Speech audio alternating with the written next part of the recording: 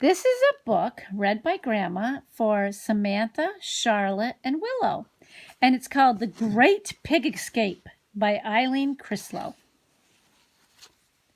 Bert and Ethel lived on a small farm, and they grew the best lettuce, peas, tomatoes, corn, and turnips for miles around. One day they were out hoeing weeds, and Bert said, "I've been thinking we should raise a few pigs." "Sounds like a lot of trouble to me," said Ethel. "I'd rather stick with turnips." But Bert bought 6 piglets anyway. "They look like more trouble than turnips," Ethel said, "but they are kind of cute." "They won't be cute for long," said Bert. 8 months from now, they'll be pork chops. So don't go falling in love with them." "Shh," says Ethel. "You shouldn't say things like that. You'll upset them." Over the next few months, the piglets grew into pigs, and they spent their days grubbing and rooting and snuffling and wallowing, and they grew fatter every week. One day, when the pigs were slurping up their slop, Bert said to Ethel, "I think these pigs are big enough to sell at the market tomorrow." "Shh," said Ethel. "They'll hear you." And sure enough, the pigs stopped slurping. "Oink," said one. "Oink," squealed another. And that night there was a lot of oinking in the pig pen. "What's got into those pigs?" grumbled Bert. "Sounds like they're planning something," said Ethel. "Don't be ridiculous," said Bert.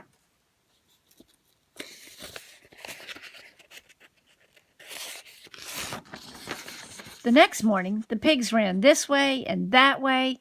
They oinked, and they squealed, and they shrieked. Bert and Ethel had to ask the neighbors to help them load their pigs into the back of the truck.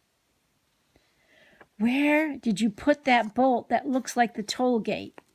panted Ethel. "On the ground," puffed Bert. "I don't see it," said Ethel. No one could find the bolt. They had to tie the tailgates together with ropes. And then Bert and Ethel got into the truck, rolled up the windows, and turned on the radio so they couldn't hear the oinking and the squealing and the shrieking. They also couldn't hear the pigs chewing on the rope. As they bumped and rattled down the road toward town, the rope snapped. The tailgates flapped open, but Bert and Ethel didn't notice. At the edge of town, Bert and Ethel stopped for gas at Thelma's garage. The radio was still rocking and rolling and wailing, and the pigs were still oinking and squealing. No one noticed when 2 pigs scrambled from the back of the truck and scooted under a nearby fence.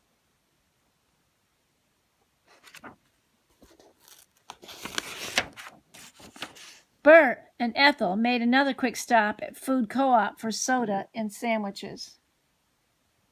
"Oh, I think some more got escaped." On the other side of town, Bert and Ethel had to stop at the train crossing for a long while.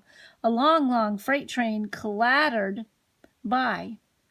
"It's going to take all day to get these pigs to the market," grumbled Bert. "Maybe you should check on them," said Ethel. "No need," said Bert. "I'm pretty sure they're fine." Uh-oh. I think Bert should have checked on them. When they finally arrived at the auction yard, Bert got out of the truck and went to check on the pigs. "They're gone!" he cried. "What?" cried Ethel. "The pigs!" shouted Bert. "They got away!"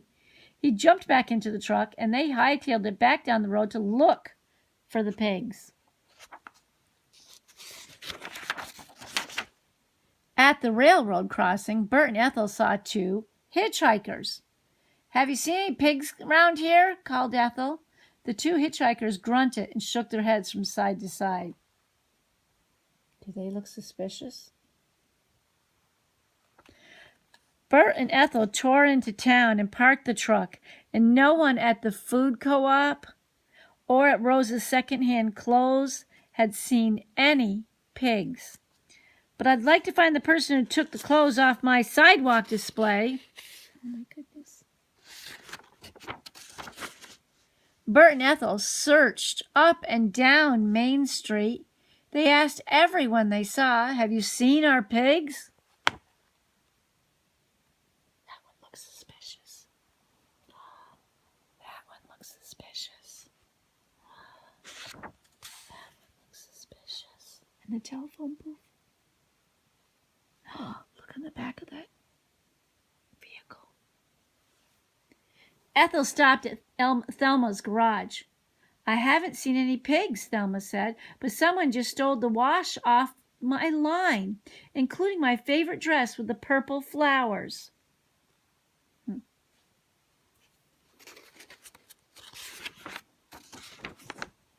Bert met the farmer from over by the railroad crossing. "I haven't seen any pigs, but I'm looking for the scoundrel who took the clothes off my scarecrows." And pretty soon people all over town were helping to look for the missing hats, pants, dresses, shirts, and pigs. Look inside that bus. There's 2 of them. There's another one hidden there. Look at one sneaking right among them. They don't even see him. Ethel searched down by the bus station. "You don't usually see pigs around here," said the bus driver, "but I'll keep an eye out for them."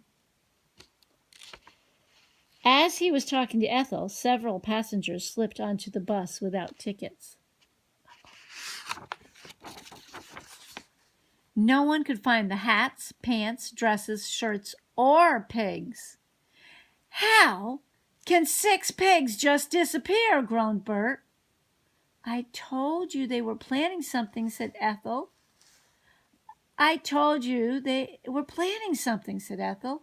"Impossible," said Bert. "They're only pigs." Bert and Ethel looked for the pigs for several more weeks. They advertised in the paper, they put up signs, but no one had seen their pigs. And finally, one day, when they were having coffee in town, Bert said to Ethel, "I've had it with pigs. From now on, I'm sticking with vegetables."